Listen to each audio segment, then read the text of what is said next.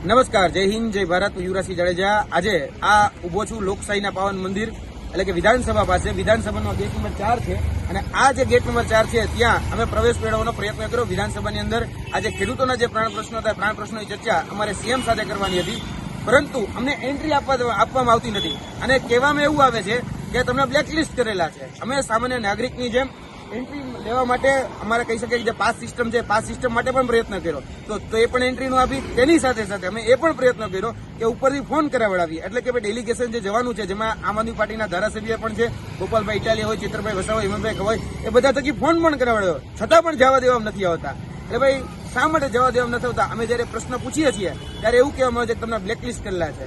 કેમ ભાઈ? અમે કઈ પાકિસ્તાનથી આવીએ છીએ અને આ વિધાનસભાની અંદર ભ્રષ્ટાચારી જઈ શકે, કૌભાંડીઓ જઈ શકે, બુટલેગરો જઈ શકે, બળાત્કારીઓ જઈ શકે, જમીન માફિયા હોય, ખનીજ માફિયા બધા જ જઈ શકે, અમે ન જઈ શકીએ. કેમ?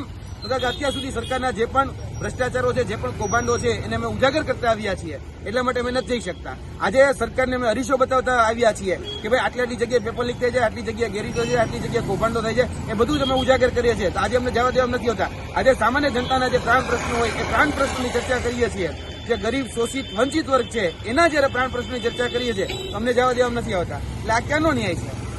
આજે જોવા જઈએ આ વિધાનસભા છે, જ્યાં સામાન્ય જનતાના પ્રશ્નોને, વેતના જે પણ પ્રશ્નો છે વાચા આપવાનું કામ કરવાનું હોય ત્યાં અમને બ્લેકલિસ્ટ કરી દેવામાં આવે છે.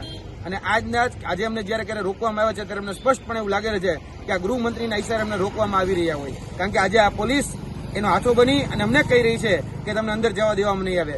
જ્યારે કહી શકાય કે જેને મોટા મોટા કૌભાંડો કર્યા છે એ તમામ કૌભાંડીઓ એ ધારાસભ્યો હોય તો પણ એને જવા દેવામાં આવે છે. સામાન્ય જનતા બીજી પણ જોઈ શકો છો કે બુટલેગર ટાઈપની હોય, માફિયા હોય, એ બધા જ જઈ શકે, અમે નથી જઈ શકતા. આનું કારણ શું? અમે જાણવા માંગીએ છીએ. જય હિન્દ, જય ભારત.